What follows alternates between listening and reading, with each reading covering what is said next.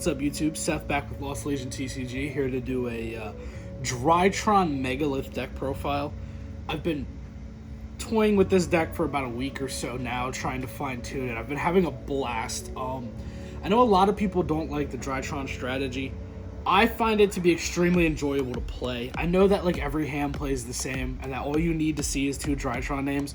I love ritual decks, so if I can play a ritual deck and play it competitively, then sign me up, because I really enjoy ritual decks, and the better the ritual deck, the happier I am as a human being. So we'll jump right into this. First off, we have 2 copies of Alpha Thubin. You can play 3 alphas if you want to. I only like 2. There's a ton of ways to actually search your ritual monsters. Although we do play 3 copies of Zeta. Zeta is your ritual spell searcher. You play less ritual spells in this deck than literally any ritual deck I've ever played before, other than pure Megalith.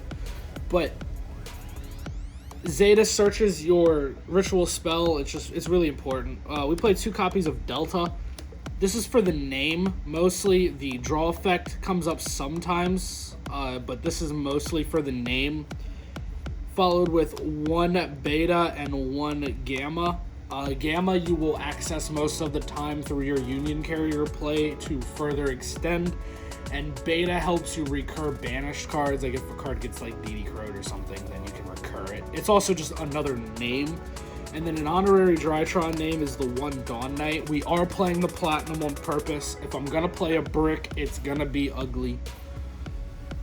That's it for the Drytron names. Dawn Knight is an honorary Drytron monster. In my book, it just mills 1, which is important. 3 copies of Cyber Angel Ben 10. Ben 10 is probably going to 1 on a ban list that may or may not come out before this video does. I'm recording this before the ban list drops. As of recording, this card is at 3 copies. 1 copy of Cyber Angel Natasha, a non-once per turn snatch steal that lets me gain life points and win in time. Yes, please. 1 copy of Herald of Perfection. I know what you're thinking. You're thinking, Seth, you should play Ultimateness. You're bad at Yu-Gi-Oh! And while you're not wrong, Perfection does matter a little bit more in this deck than Ultimateness, just because you're not always going to be summoning Perfection with the Drytron Ritual spell. Sometimes you'll be summoning it with the Megalith monsters, and the Megalith monsters still use level, so the level 6 of the Herald of Perfection is vastly more important than a level, I believe, 12 Ultimateness, which you sometimes just don't have the resources to make, and you can search Perfection off of Prep if you want to, for some reason. 1 copy of Big Drytron Ritual Boy. You don't need to play this. I added this recently. I like the card. I wanted to play it. On to the Megalith engine. We play 2 copies of Megalith Bethor. Now, Bethor pops cards on summon. It pops cards up to the number of ritual monsters in your grave with different names. You will most of the time quick effect summon this on your opponent's turn using Megalith Fool.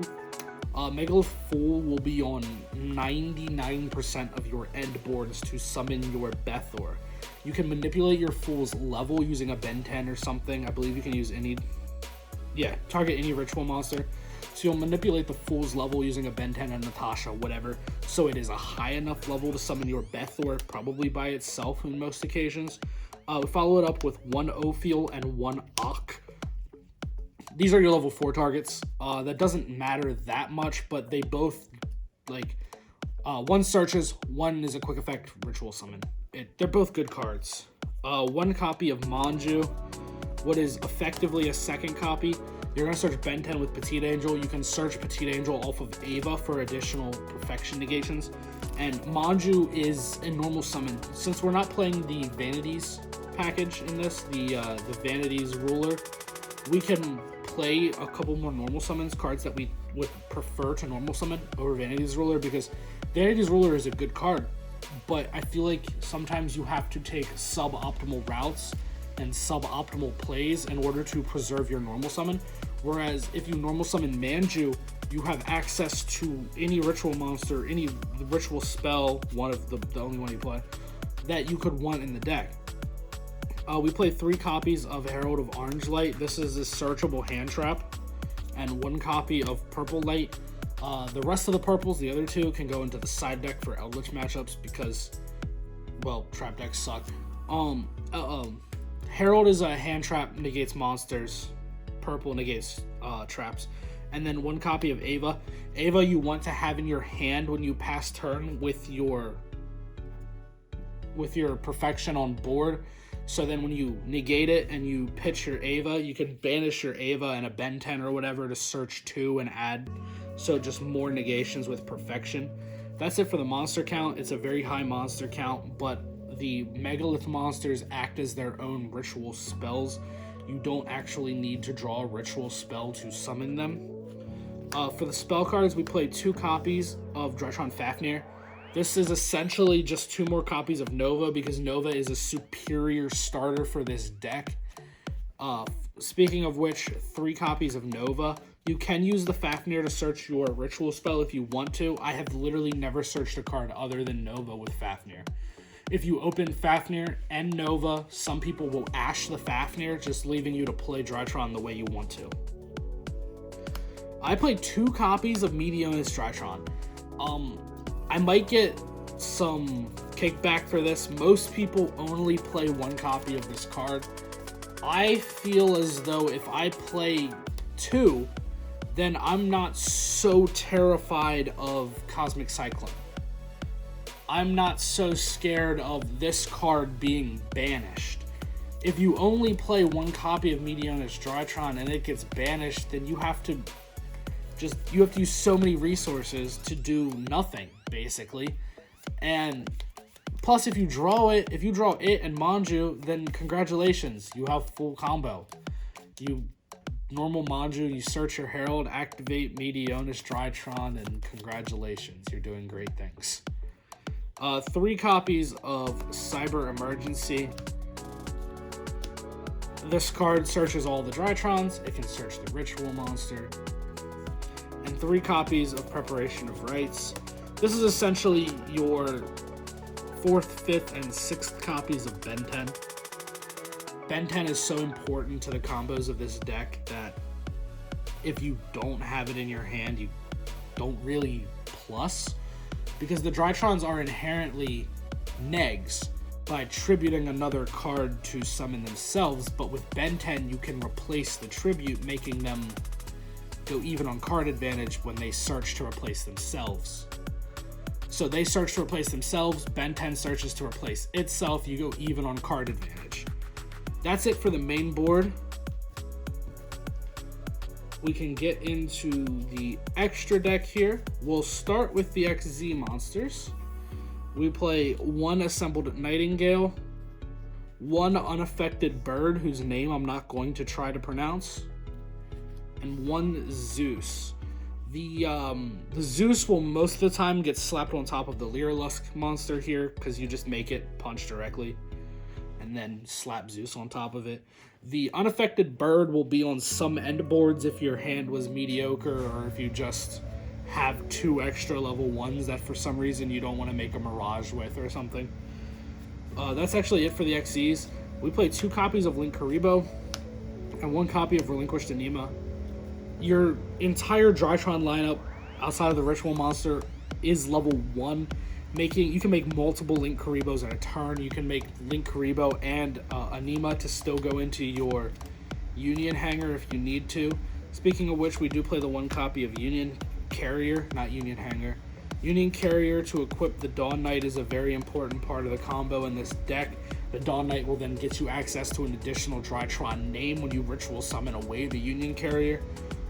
If Union Carrier gets hit on the list that potentially comes out before this deck profile goes live, then I don't know what to tell you. 1 copy of Herald of Mirage Lights. It's an additional interruption. You get to it sometimes. It's not that big of a deal if you don't. 1 copy of Geonator Transverser. This card is hilarious when its effect actually comes up. More often than not, you'll make it just because it's a generic link to effect monsters. It allows you to get your Drytrons engraved so you can summon them back for follow-up. 1 copy of Nightmare Phoenix to deal with pesky cards like There Can Be Only One. 1 copy of Nightmare Cerberus. Again, it's just semi-generic link monster, 2 monsters with different names that you can go into to get into your access code to swing for game. We play 1 copy of Cross Sheep. Cross Sheep will be used to draw cards during your combo sequence. Occasionally, if you have like a super heavy Megalith hand, you can summon a Megalith to it and draw cards. Drawing cards is always good. The Cross Sheep is an option. 1 copy of Nightmare Unicorn to spin cards that we don't feel like dealing with back into the deck. 1 copy of Appaloosa because sometimes your hand is nuts and you can set up Appaloosa and a Herald with like 3 cards in hand. And 1 copy of Access Code to try to swing for game. Access Code a lot of the times will be a game ender in this deck. You'll make it and it'll have 5300 attack, 5400 attack, and it'll always be backed up by additional monsters. This deck accumulates and manages its resources so well that it really doesn't matter. It's very difficult to brick with this deck. If you have a Drytron name and something you contribute, congratulations, you're in business. That's it for the Drytron profile. I went for a different route than most people do. I wanted to play Megalith because a lot of people think that the deck is bad, and I disagree. I don't think it's bad, I just don't think it's good. But anything that we can play ritual decks in and give them a try, we will. That's it for the profile. Thanks for watching, guys. Leave us a like, comment, subscribe to the channel, let us know how we're doing, and I'll see you guys next time.